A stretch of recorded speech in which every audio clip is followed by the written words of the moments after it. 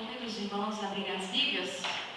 Não vou cumprimentar os irmãos porque eu já cumprimentei na comunhão a maioria de vocês, né?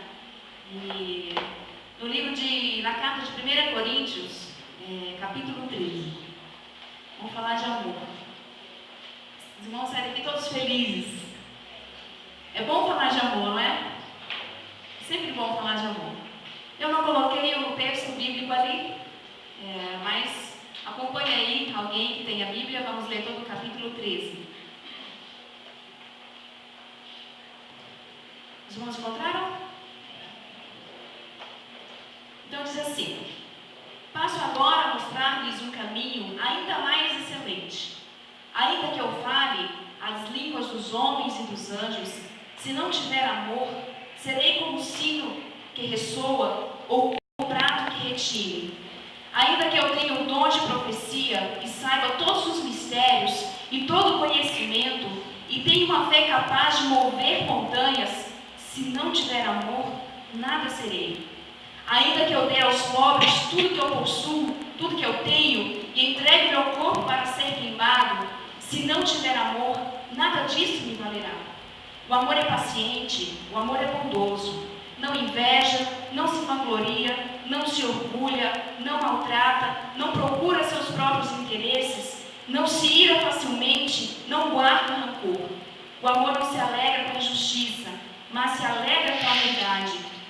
Tudo sofre, tudo crê, tudo espera, tudo suporta.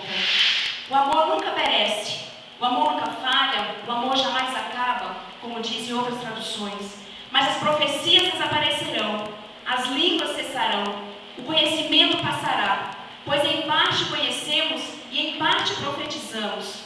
Quando, porém, vier o que é perfeito, o que é imperfeito desaparecerá. Quando era menino, falava como menino, pensava como menino, raciocinava como menino. Mas, quando me tornei homem, deixei para trás as coisas de menino. Agora, pois, vemos apenas um reflexo obscuro, como em espelho. Mas então veremos face a face. Agora conheço em parte, então conhecerei plenamente. Da mesma forma como sou plenamente conhecido. Assim, permanecem agora estes três: a fé, a esperança e o amor. Porém, o maior deles é o amor. Esse texto é muito lindo.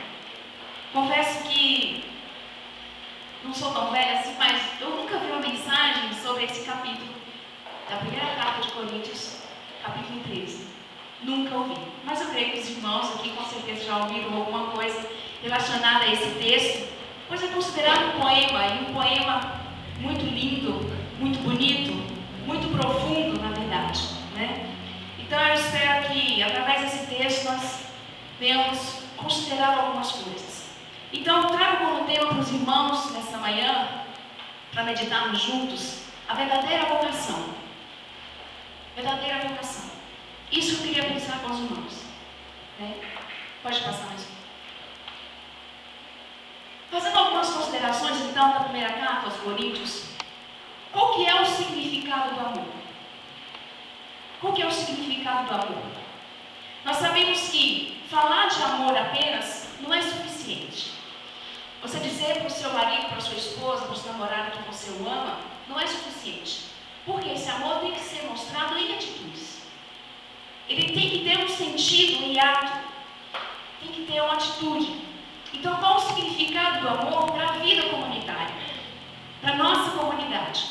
Falar de amor aqui não é simplesmente isso que vai valer. Ou cantar músicas lindas de amor. Poemas lindos como tem por aí. Mas o amor ele terá sentido a partir do momento que eu coloco ele em prática, que eu coloco ele em atitude, que eu demonstro esse amor em atos. Então Paulo nos coloca no devido lugar. Por quê? Porque ao colocar esse texto, 1 Coríntios, ele vai nos deixando luz, podemos assim dizer. Paulo revela coisas grandiosas, falhas, né? Coloca coisas que a igreja realmente estava caindo, estava fraca, estava necessitada.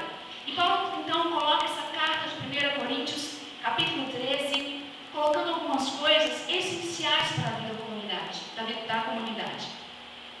E quando Paulo nos faz enxergar Quando ele coloca nos devido lugar, nós enxergamos aquilo que precisa ser enxergado. Neste caso, lendo esse texto bíblico, nós enxergamos que o importante para Deus, o que realmente importa para Deus, é o amor. É o amor. Então, gostaria de fazer então uma leitura contextual. A partir do capítulo 11, o que Paulo vem falando à igreja de Corinto? Você pode até voltar algumas páginas. O que fala no capítulo 11?